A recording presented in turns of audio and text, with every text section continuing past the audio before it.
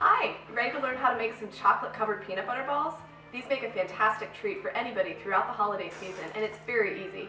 Just grab your ingredients, which I'll show you in just a second, grab a couple elves to help, and get ready to go.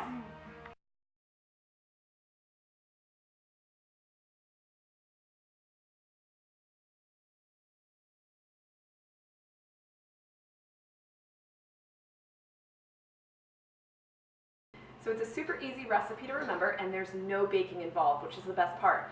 First, you'll want to get your ingredients together. Go ahead and grab 2 cups of confectioner's sugar, 2 cups of dried or evaporated milk powder, 2 cups of cornflakes, 2 cups of peanut butter, creamy, and then 1/2 a cup of melted butter. We're going to mix it all together, and I'll show you what's next. All right, so once you've got all your ingredients in the bowl, you can go ahead and start stirring them up. Now this takes a little bit of time.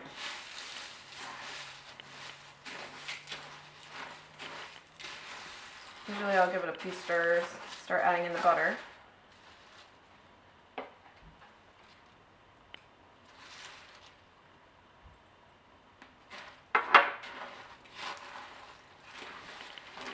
And now it's just a matter of patience.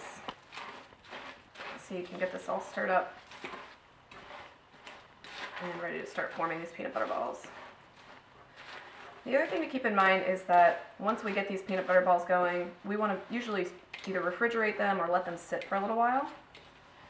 If you're trying to get this done fast, you can either refrigerate them or you can even freeze them for a little bit to cool them off and get them ready for the chocolate dipping part.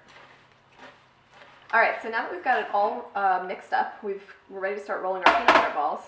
Before we do that though, there's a couple quick tips I'll help you with. First, get a couple of platters ready with some wax paper on them. And if you want to stick them in the fridge or the freezer like I was talking about, you can use a Tupperware container or something. Just separate the rows of the peanut butter balls by wax paper.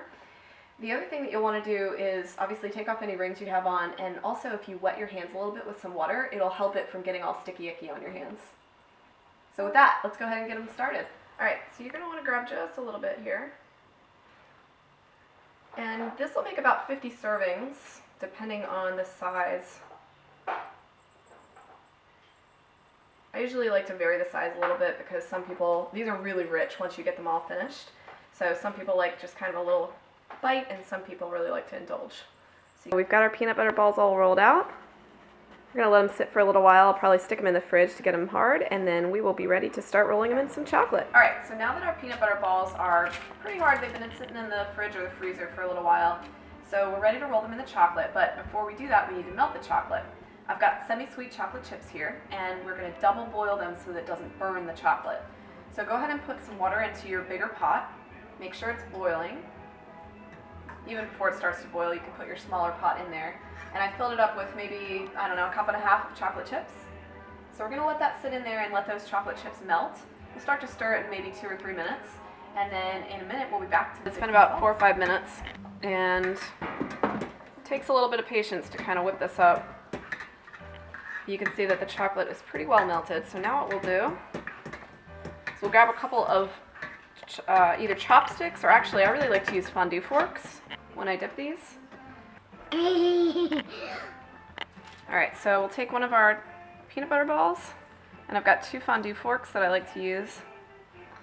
Just kind of roll them in the chocolate. Oh, the other thing I forgot to mention is make sure you've got a little platter out, ideally with wax paper on it. I'm just going to put this one right here for now.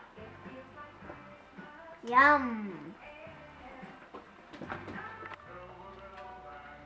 And then we'll put them right onto the wax paper.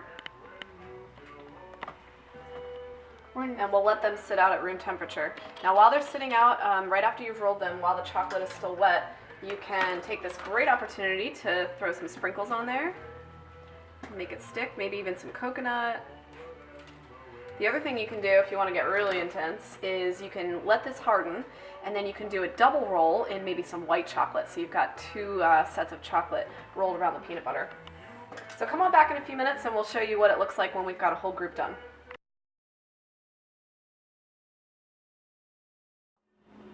All right, so one thing that I love to do is make a batch that are just pure chocolate, and then we'll melt some white chocolate chips and drizzle it on top, and then on top of the white chocolate drizzle, we can put some sprinkles and stuff and make them look really fancy. Super easy, just grab maybe a half a cup of white chocolate chips, stick them in the microwave for maybe 30 seconds to a minute.